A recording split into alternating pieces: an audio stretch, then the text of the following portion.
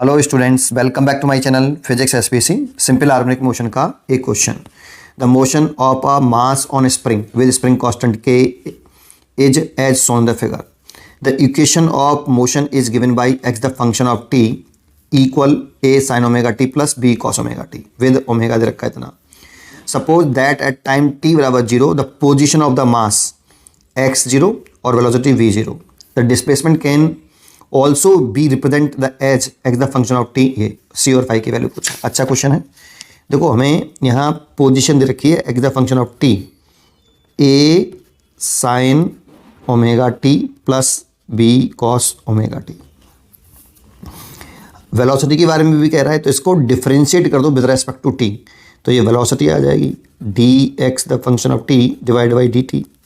तो कर दें ए, इसका डिफरेंशिएशन करेंगे तो कॉस ओमेगा टी, और ओमेगा टी का डिफरेंस करेंगे तो ओमेगा और आ जाएगा तो कॉस ओमेगा टी। ऐसे इससे को करेंगे तो minus b sine omega t, फिर ओमेगा टी को द्वारा से डिफरेंशिएट करेंगे तो ओमेगा टी का डिफरेंशिएशन ओमेगा।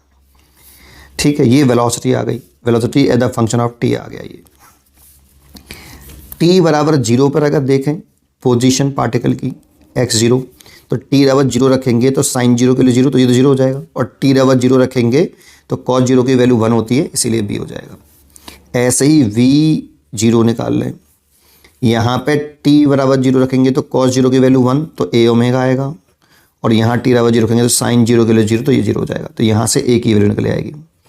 ये क्यों ज़रूरत है अभी इसकी आगे समझ में आएगा। ये ठीक है, ये हमने यहाँ से बी की वैल्यू निकाल ली और यहाँ से हमने ए की वैल्यू निकाल ली। अब जो पोजीशन है एक द फंक्शन ऑफ टी, उसने कहा इसको हम ऐसे भी लिख सकते हैं, then it displacement can also be represented as the function. ये मतलब इस वाली पोजीशन को हम ऐसे लिख सकते हैं।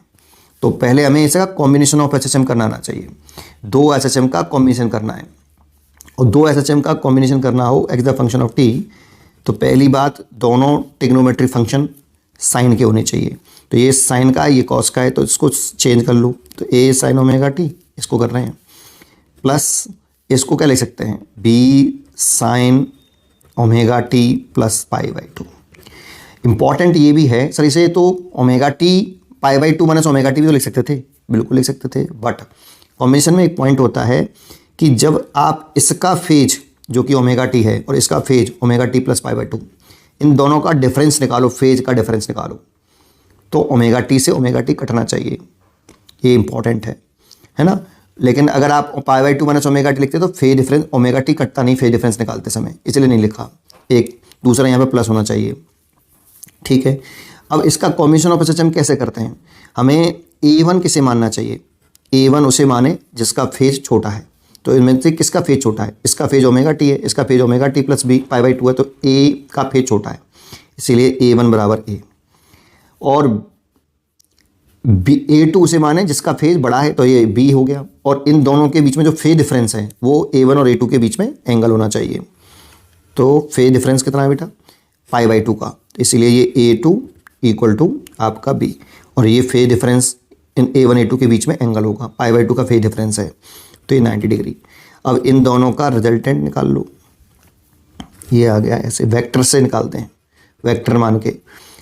एम्पलीट्यूड वेक्टर नहीं होते लेकिन एज्यूम कर लेते हैं, ट्रिक है ये दो एसएचएम का कॉम्बिनेशन करने की। तो ए नेट कितना आया, रूट वेक्टर कंसेप्ट से कर रहे हैं तो a1 का स्क्वायर प्लस a2 का square plus 2a1 a2 cos 90 degree. यहाँ पे दोनों a1 a2 के बीच में एंगल आता है, ये तो जीरो हो जाएगा कॉस 90 के लिए जीरो, और ये हो जाएगा आपका ए स्क्वायर प्लस बी स्क्वायर, ये ए नेट आ गया। तो इस इक्वेशन को कैसे लिखा जाता है, इसको हम अल्फा बोलते हैं, मान लेते हैं। तो x the function of T, इस वाली इक्वेशन को ऐसे लिख सकते हैं ए नेट साइन, यहाँ पे फेज ऑफ ए1 आता है जिसको आपने ए1 माना, ए1 किसको मानेंगे जिसका फेज छोटा है, प्लस अल्फा आता है। तो ए नेट कितना हो गया, ए नेट हो गया root a square plus b square, और साइन जिसका फेज छोटा है वो कौन है ओमेगा टी प्लस अल्फ़ा, और अल्फ़ा निकालें तो टेन अल्फ़ा इक्वल टू, इस ट्रायंगल लगा दूँ, परपेंडिकुलर हो गया बी और बेस हो गया ए। वैसे ही इसका फॉर्मूला ये होता है वेक्टर में, टेन अल्फ़ा बराबर यहाँ लिखते हैं साइन जो A1 और A2 के बीच में जो फेज था, फेज डिफरेंस था, वो लिखेंगे 90 डिग्री प्लस कॉस 90 डिग्री लिखेंगे। यहाँ और यहाँ अल्फ़ा के सामने वाले वेक्टर का मैग्नीट्यूड आएगा, दैट मीन्स बी आएगा, यहाँ पे भी बी आएगा और यहाँ ए आएगा। तो कॉस 90 की वैल्यू 0 हो जाएगी और साइन 90 की वैल्यू 1, तो बी अपॉन ए हो जाएगा। तो ये अगर बाई चांस जो है ये 90 डिग्री नहीं होता ट्रायंगल, तो आपको फिर ये दिक्कत होती है, ये वाले फॉर्मूले से होगा। ये 90 डिग्री है तो सिंपल हो जाएगा 10, और यहाँ से अल्फ़ा लिखें तो कितना ले सकते हैं, x the function of t root a square plus b square sine omega t plus alpha निकालें यहाँ से तो tan inverse b upon a होगा। इसको ऐसे लिख सकते हैं। अब इसकी कंपेयरिंग अगर हम, जो हमें कह रहा है कि इसको हम कैसे भी लिख सकते थे x the function of t c cos omega t minus five लिख सकते थे।